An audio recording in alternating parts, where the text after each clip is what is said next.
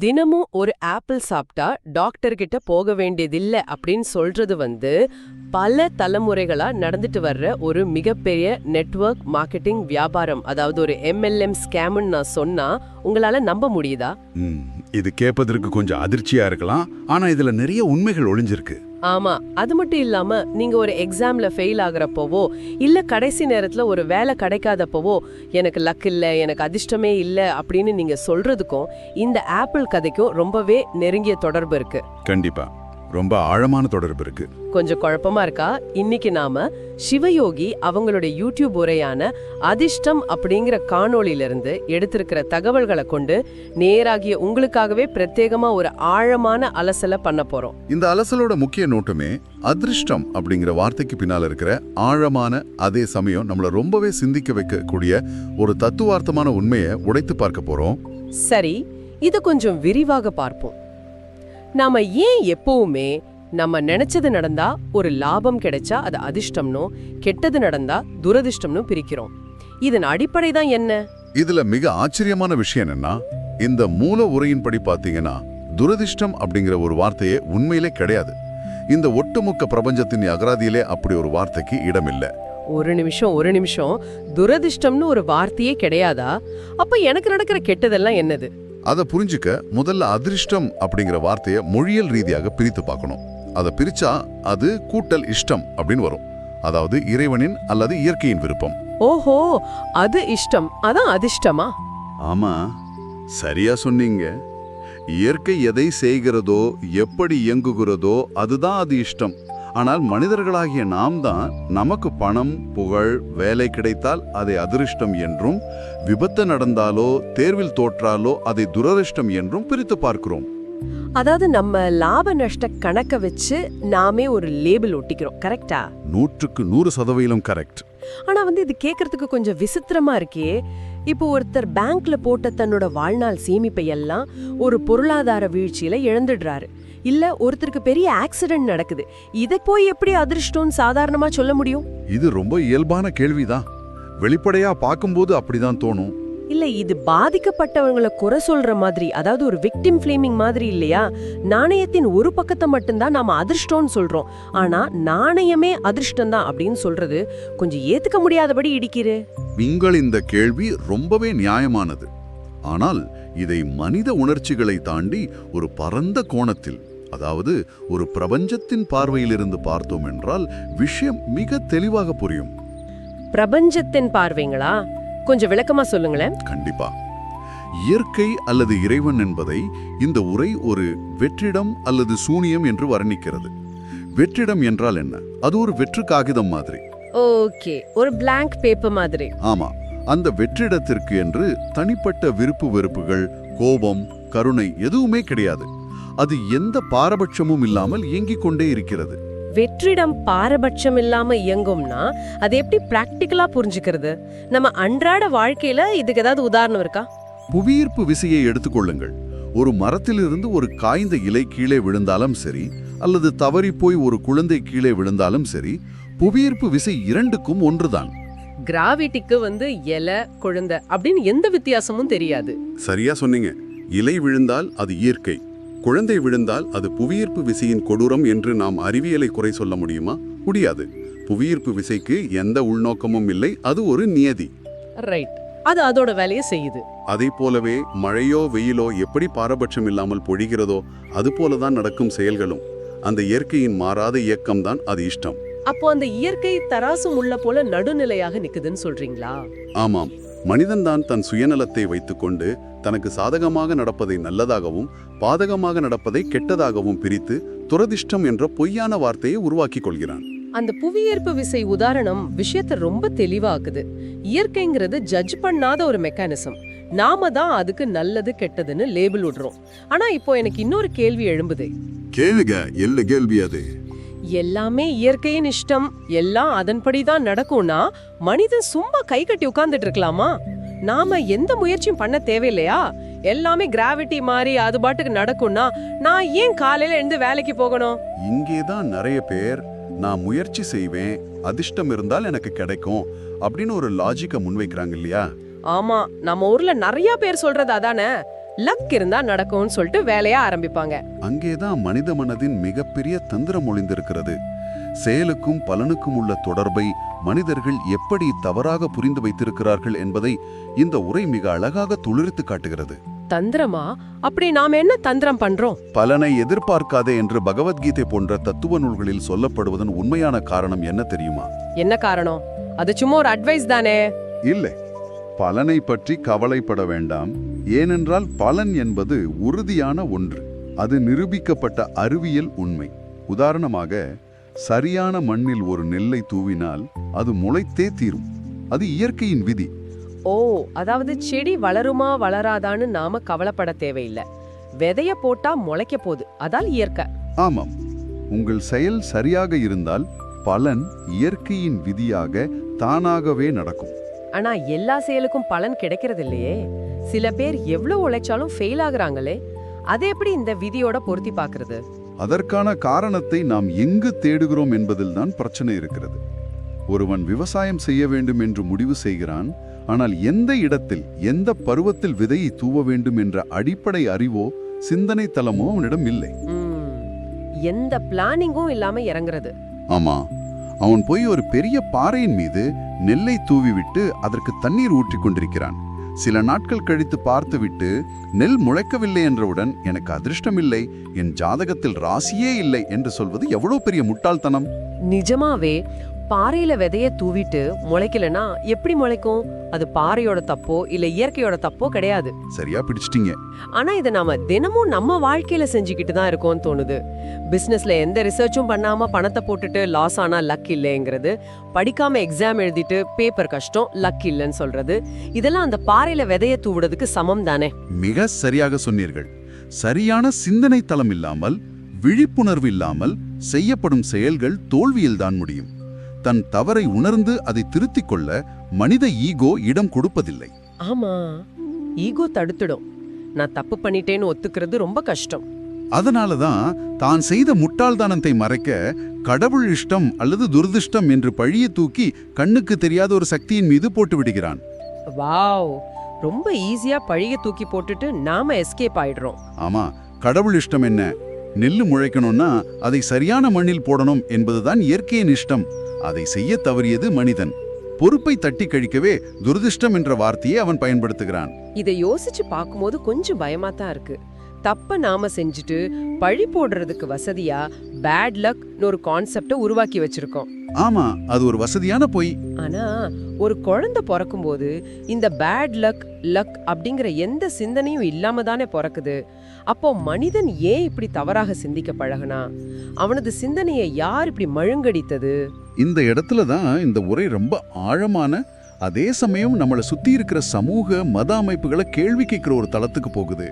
ஓ, சமூக அமைப்புகளா? நமக்கு நாமே இப்படி பொறுப்பில்லாம இருக்க யார் கத்து கொடுத்ததுன்னு உரை சொல்லுதா?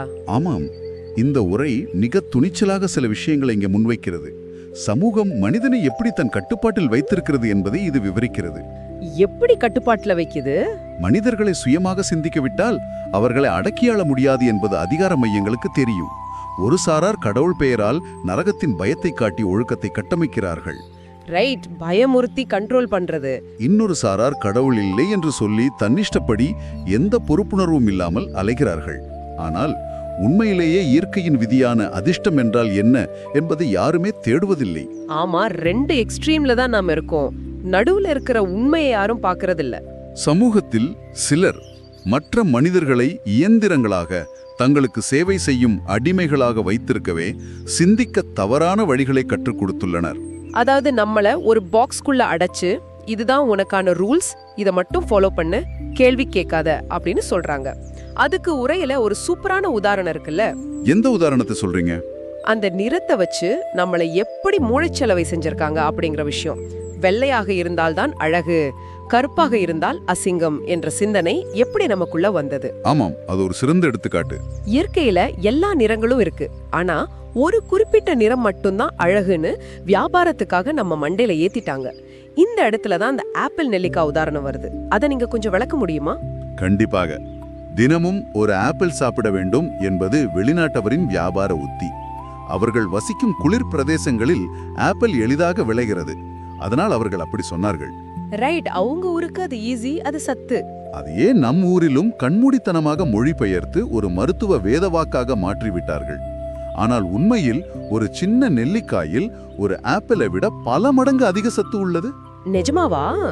ஆனா நம்ம நெல்லிக்காய பெருசா மதிக்கிறதே இல்லையே. அதுதான் பிரச்சனை. நெல்லிக்காய் நம் மண்ணின் தட்ப வெப்பத்திற்கு மிகவும் உகந்தது என்பதை நமக்கு மறைத்து விட்டார்கள். நாமே அதை தேடி புரிந்து கொள்ளாமல் மேலை நாட்டவர்கள் சொன்னால் அது சரியாகத்தான் இருக்கும் என்ற குருட்டு நம்பிக்கையில் ஆப்பிளை அதிக விலை கொடுத்து வாங்குகிறோம். இது நாம் சுயமாக சிந்திக்காமல் மற்றவர்கள் சொல்லிக் கொடுத்ததை அப்படியே கிளிப்பிள்ளை போல் பின்பற்றும் ஒரு அடிமைத்தனம் தான் சொல்றீங்க. சரியாக புரிந்து கொண்டீர்கள். இதை கேட்கும்போது நமக்கு தெரிஞ்சோ தெரியாமலோ நாம ஒரு எம்எல்எம் நெட்வொர்க்ல மாட்டிக்கொண்டது போல மூளைச்செலவை செய்யப்பட்டுள்ளோமான்னு தோணுது. எம்எல்எம் ஒப்பிடுறது ரொம்ப சுவாரஸ்யமா இருக்கே. ஆமா, எம்எல்எம்ல என்ன நடக்கும்? ஒருத்தர் ஏமாறுவாரு, அவர் போய் அவருக்கு கீழே 3 பேரை மூளைச்செலவை செஞ்சு ஏமாத்துவாரு. அந்த 3 பேரும் 9 பேரை ஏமாத்துவாங்க. நம்ம சமூக கட்டமைப்புகளும் சில குருட்டு நம்பிக்கைகளும் இப்படிதான் தலைமுறையா கடத்தப்படுது இல்லையா? அந்த எம்எல்எம் ஒப்பீடு மிகவும் ஆழமானது மற்றும் துல்லியமானது. மனிதனுக்கு ஆறறிவு இருந்தும் அந்த அறிவை பயன்படுத்தி சுயமாக சிந்திக்காமல், என் அப்பா இப்படி செய்தார், என் தாத்தா இப்படி செய்தார், அதனால் நானும் இப்படித்தான் செய்வேன் என்று கண்மூடித்தனமாக பின்பற்றுகிறான். எந்த கேள்வியும் கேட்காம ஃபாலோ பண்றது. இது எப்படிப்பட்ட அறியாமை என்பதற்கு ஒரு இன்னொரு அருமையான உதாரணத்தை கூறுகிறது. திருக்குறளில் மங்களம் என்ப மனைமாட்சி என்று தொடங்கும் ஒரு குறள் இருக்கிறது. ஆமா, அது ரொம்ப பிரபலமான குறள் தானே. இதுல என்ன பிரச்சனை? பிரச்சனை அந்த வார்த்தையின் பயன்பாட்டில் இருக்கிறது. முந்தைய காலங்களில் படிக்க தெரியாத அல்லது இலக்கிய புரிதல் இல்லாத தலைமுறையினர் வீட்டில் மளிகை பட்டியல் எழுதும்போது மங்களம் என்ற நல்ல வார்த்தையில் தொடங்க வேண்டும் என்பதற்காக எழுத நினைத்தார்கள். ஓகே, பாசிட்டிவா ஆரம்பிக்கணும்னு நினைச்சிருக்காங்க. ஆமாம், ஆனால் அவர்களுக்கு மங்களம் என்பதன் உண்மையான அர்த்தம் புரியவில்லை. அது ஒலிப்பதற்கு மளிகை பொருளான மஞ்சள் என்பது போல இருந்ததால் மளிகை பட்டியல் எழுதும் போதெல்லாம் முதலில் மஞ்சள் என்று எழுதி வைக்கும் வழக்கத்தை உருவாக்கி கொண்டார்கள். அட பாவமே, மீனிங்கே தெரியாம மஞ்சள்னு மாத்திட்டாங்களா? ஆமாம், எதற்காக எழுதுகிறோம், அதன் உண்மையான வேர் என்ன என்றே தெரியாமல் மரபு பாரம்பரியம் என்ற பெயரில் ஒரு முட்டாள்தனம் எப்படி இன்றும் தொடருகிறது என்பதற்கு இது ஒரு சிறந்த சான்று. ரொம்ப வருத்தமான விஷயம்தான். வாத்தியார் தப்பா சொல்லி கொடுத்தாலும் இல்ல நாமளே தப்பா புரிஞ்சுக்கிட்டாலும் அதை எந்த கேள்வியும் கேட்காம வேத வாக்கா ஏத்துக்கிற மனநிலை தான் இது. சிந்திக்கிற திறனையே இழந்து விட்டோம் என்றுதான் சொல்ல வேண்டும். சரி, இப்போ ஒரு முக்கியமான கேள்வி வருது. இப்படி சமூகத்தால சுதந்திரமாக சிந்திக்க விடாம தடுக்கப்படுகிற மனிதன் எப்பவாவது தன்னுடைய உண்மையான உணர்வுகளை வெளிப்படுத்துறானா? அவனுக்குள்ள இருக்கிற அந்த உண்மையான அது இஷ்டம் எப்படி வெளியே வருது? இது ரொம்ப முக்கியமான இடம். இதுக்கு உரை சொல்ற பதில் எனக்கு ஒரு பெரிய மைண்ட் ப்ளோயிங் மொமெண்டா இருந்தது. அதாவது மனிதன் போதையை நாடுவதற்கும் அவன் அடைபட்டு கிடக்கிற இந்த வாழ்க்கைக்கும் பெரிய தொடர்பு இருக்கும் சொல்லுது. ஆம், அந்த பகுதி மனித உளவியலின் மிக இருண்ட ஆனால் மிக உண்மையான ஒரு பக்கத்தை தொடுகிறது. மனிதர்கள் ஏன் சாராயம் குடிக்கிறார்கள் அல்லது போதைப் பொருட்களை நாடுகிறார்கள்? பொதுவா எல்லாரும் சொல்றது என்னன்னா, குடித்தால் மனிதன் தன்னை மறந்து விடுகிறான், அவனுக்கு என்ன செய்கிறோம் என்றே தெரிவதில்லை அப்படின்னு தானே சொல்வாங்க. ஆனால் அது ஒரு முழுமையான பொய் என்று இந்த உரை வாதிக்கிறது. உண்மையில் குடிக்கும் போதுதான் மனிதன் அவனாகவே மாறுகிறான். அவனது முகமூடிகள் அனைத்தும் கழன்று விழுகின்றன. ஒரு நிமிஷம், இது எவ்வளோ பெரிய முரண் பாருங்க. ஒருத்தன் போதையில தள்ளாடும் போதுதான் அவன் உண்மையா இருக்கான், ஆனா காலையில டை கட்டிட்டு ஆபீஸ் போய் தெளிவா பேசும்போது அவன் ஒரு போலியான வாழ்க்கையை வாழ்ந்துகிட்டு இருக்கான்னு சொல்றது சாதாரண விஷயம் இல்ல. ஆமாம், அதுதான் சமூகத்தின் இருட்டு பக்கம். போதையில இருக்கிறப்ப அவனுக்கு எப்படி அந்த உண்மையான சுபாவம் வருது? இதன் பின்னால் இருக்கும் உளவியலை சற்று ஆழமாக பார்க்க வேண்டும். மனிதன் தனது உண்மையான விருப்பங்களை, அதாவது அவனுக்கான அது இஷ்டத்தை சாதாரண நேரங்களில் நடைமுறைப்படுத்த முடியாத ஒரு கடுமையான விரக்தியில் வாழ்ந்து கொண்டிருக்கிறான். விரக்தி, அதாவது சமுதாயம் கட்டுப்பாடு, இதனால வர விரக்தி. ஆமா, குடும்ப கௌரவம், ஆபீஸ் பாலிடிக்ஸ் என்று பல கண்ணுக்கு தெரியாத சிறைகளுக்குள் அவன் அடைபட்டு கிடக்கிறான். அவனால் தனக்கு பிடித்ததை சத்தமாக பேச முடிவதில்லை, தனக்கு பிடிக்காதவர்களை எதிர்த்து கோபத்தை காட்ட முடிவதில்லை. வாய் விட்டு சிரிக்கவோ அல்லது மனம் விட்டு அழவோ கூட நம்ம ஊர்ல முடிவதில்லை. ஆம்பிளனா அழக்கூடாதுன்னு வேற சொல்லி கொடுத்து வளர்த்திருக்காங்க. மிகச்சரியாக சொன்னீர்கள். இந்த அடக்கி வைக்கப்பட்ட உணர்ச்சிகள் அவனுக்குள் ஒரு பெரிய பாரமாக மாறுகிறது. அந்த சிறையை உடைத்து சுதந்திரத்தை அடைவதற்கு அவனுக்கு ஒரு போதை தேவைப்படுகிறது. ஓ, போதை அந்த கண்ட்ரோலை உடைக்குது. ஆமாம், போதை அவனது மூளையின் கட்டுப்பாட்டு மையங்களை தளர்த்துகிறது. அதனால் போதையின் பெயரில் மிக தைரியமாக தன் அடிமனதில் உள்ள உண்மையான விருப்பங்களை வெளிப்படுத்துகிறான். பாடுகிறான், ஆடுகிறான், கோபப்படுகிறான். யோசிச்சு பாருங்க, ஒரு மனுஷன் அவனாகவே இருக்க, அவனோட உணர்ச்சிகளை வெளிப்படுத்த ஒரு கெமிக்கல் தேவைப்படுதுன்னா, நாம கட்டமைச்சு வச்சிருக்கிற இந்த சமூகம் எவ்வளவு பெரிய அவலம். ஆமா, நாம் ஒரு ஆரோக்கியமற்ற சமூகத்தை உருவாக்கி வைத்திருக்கிறோம். நேயர்களாகிய நீங்க யோசிச்சு பாருங்க, நீங்களா இருக்க உங்களுக்கு போது தேவைப்படுதா? அப்படின்னா நீங்க நார்மலா இருக்கிறப்போ நீங்களே இல்லைன்னு தானே அர்த்தம். இதத்தான் உரை விலங்குகளோடு ஒப்பிட்டு மிக அழகாக விளக்குகிறது. ஆமா, அந்த ஒப்பீடு ரொம்ப கச்சிதமா இருக்கு. அத பத்தி கொஞ்சம் சொல்லுங்க. சிங்கம், புலி, நாய், பூனை போன்ற ஐந்தறிவு ஜீவன்களை பாருங்கள். அவை எந்த கவலையும் இல்லாமல், நாளைய பற்றிய பயம் இல்லாமல் எப்போதும் ஒரு கொண்டாட்ட மனநிலையிலேயே வாழ்கின்றன. விலங்குகளுக்கு இந்த மாதிரி எந்த ஸ்ட்ரெஸ்ஸும் கிடையாது. காட்டில் இருந்தாலும் சரி, அல்லது மனிதன் அவற்றை ஒரு இரும்பு கூண்டில் அடைத்து வைத்தாலும் சரி, அதனுடைய இயல்பு மாறுவதில்லை. அது பசித்தால் சாப்பிடும், தூக்கம் வந்தால் தூங்கும். ஆனா மனிதன் மட்டும் அப்படி இல்லையே. அதுதான் துயரம். ஆறறிவு படைத்த, உலகையே ஆளும் திறன் கொண்ட மனிதன் மட்டும் தன்னைத்தானே கண்ணுக்கு தெரியாத ஒரு உளவியல் சிறைக்குள் அடைத்துக்கொண்டு எப்போதுமே ஒரு துக்கத்திலேயே உழன்று கொண்டிருக்கிறான். இதுதான் அந்த 6 அறிவோட சாபமா? சிந்திக்கிற திறன் கொடுத்தா அதை வச்சு ஒரு சிறையை கட்டி உள்ள போய் உட்கார்ந்துகிட்டான் மனுஷன். இதைத்தான் உரை மிக அழுத்தமாக பதிவு செய்கிறது. விலங்குகளைப் போல் வாழ்வை கொண்டாடுவது என்பது மனிதனின் பிறப்புரிமை. அவன் அதை முற்றிலுமாக மறந்துவிட்டான். தன்னை சுற்றியுள்ள போலியான கட்டுப்பாடுகளை விலக்கிவிட்டு இயற்கையோடு ஈந்து பார்த்தால் மனித வாழ்க்கை எவ்வளவு சுதந்திரமானது, எவ்வளவு அழகானதுன்னு புரியும்னு சொல்றீங்க? உறுதியாக. சரி, அப்போ இதுக்கெல்லாம் தீர்வுதான் என்ன? நாம சமூக கட்டுப்பாடுகளையும் ஒரே நாள்ல மீற முடியல, அதுக்காக போதையிலையும் தஞ்சம் அடையக்கூடாது. அப்போ ஒரு சாதாரண மனுஷன் எப்படி உண்மையான அதிர்ஷ்டசாலியாக மாறுவது? அவளோட உண்மை இயல்பை எப்படி கண்டுபிடிக்கிறது என்ற தேடல் தான் முக்கியம். இதுக்கு சிவயோகி உரை சொல்ற தீர்வு என்ன? என் இஷ்டமே அதிர்ஷ்டம் அப்படிங்கிற அந்த வரி ரொம்ப பவர்ஃபுல்லா இருக்கு. அத பத்தி கொஞ்சம் சொல்லுங்களேன். தீர்வு மிகவும் எளிமையானது, ஆனால் ஆழ்ந்த புரிதலை கோருவது.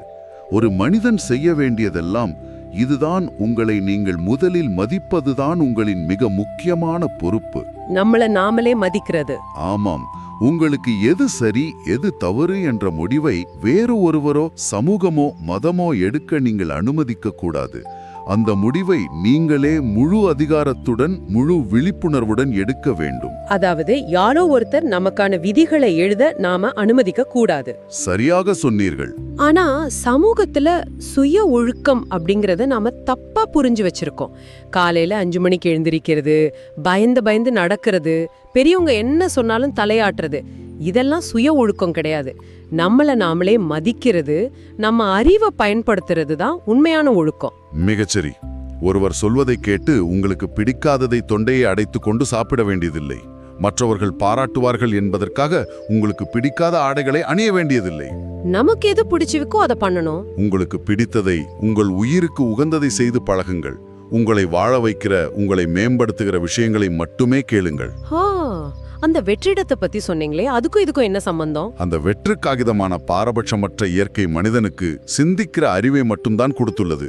அந்த அறிவை பயன்படுத்தி தன்னை மதிப்புள்ளவனாக மாற்றிக்கொள்வது மனிதனின் கைகளில் தான் உள்ளது.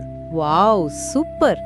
அது இஷ்டம் என்பதை புரிந்து கொண்டு இயற்கையின் ஓட்டத்தோடு இணைந்து அந்த இயற்கையின் இஷ்டத்தை என் இஷ்டமாக மாற்றி விழிப்புணர்வோடு வாழ்வதுதான் ஒரு மனிதன் அடையக்கூடிய உண்மையான அதிர்ஷ்டம். வாவ், ரொம்ப ஆழமாவும் தெளிவாவும் தொகுத்து சொன்னீங்க. நாம இந்த ஆழமான அலசலோட முடிவுக்கு வந்துட்டோம். இந்த உரையாடல் ரொம்பவே பயனுள்ளதா இருந்திருக்கும்னு நம்புறேன். கண்டிப்பா. நேர்களே, நாம இந்த உரையாடல்ல தெரிஞ்சுக்கிட்ட மிக முக்கியமான விஷயம் என்னன்னா, அதிர்ஷ்டம் அப்படிங்கிறது வானத்திலிருந்து மேஜிக் மாதிரி குதிக்கும் ஒரு லாட்டரி கிடையாது. அது இஷ்டம் என்ற இயற்கையின் நடுநிலையான ஓட்டத்தோடு நமது சுய இஷ்டத்தை இணைத்து செயல்படுவது. ஆமாம். எந்த ஒரு போலியான சமூக கட்டமைப்புகளுக்கும் அடிமையாகாமல், அந்த MLM வலையில சிக்காமல் விழிப்புணர்வோடு செயல்படும் ஒரு வாழ்க்கை முறைதான் அதிர்ஷ்டம். உங்களுக்கு இது ஒரு புதிய தத்துவார்த்தமான பார்வையை தந்திருக்கும் என நான் முழுமையாக நம்புகிறேன். இனிமேல் அடுத்த முறை நீங்கள் எனக்கு அதிர்ஷ்டம் இல்லை என்று ஒரு பாறையில் நெல்லை தூவிவிட்டு புலம்பு நினைக்கும் போது இந்த பேச்சு உங்கள் நினைவுக்கு வர வேண்டும். நிச்சயமாக.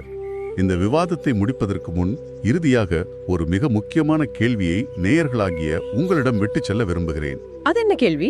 இயற்கை அல்லது இறைசக்தி என்பது எந்த விருப்பு வெறுப்பும் இல்லாத ஒரு வெற்று காகிதம், ஒரு வெற்றிடம் போல என்று பார்த்தோம். நீங்கள் எப்படி வாழ விரும்புகிறீர்களோ அப்படி வாழ, அந்த வெற்று காகிதத்தில் நீங்கள் நினைத்ததை எழுத இயற்கையும் பிரபஞ்சமும் உங்களுக்கு முழு சுதந்திரத்தையும் தந்துள்ளது. இப்போது நீங்களே நேர்மையாக சொல்லுங்கள், அந்த வெற்று காகிதத்தில் உங்கள் தாத்தாவோ சமூகமோ வெளிநாட்டவர்களோ சொல்லிக் கொடுத்த பழைய ஓவியத்தை வரையப் போகிறீர்களா? அல்லது உங்களுக்கான அதிர்ஷ்டத்தை, உங்களுக்கான உண்மையான வாழ்க்கையை நீங்களே சுயமாக வரையப் போகிறீர்களா? சிந்தித்துப் பாருங்கள்.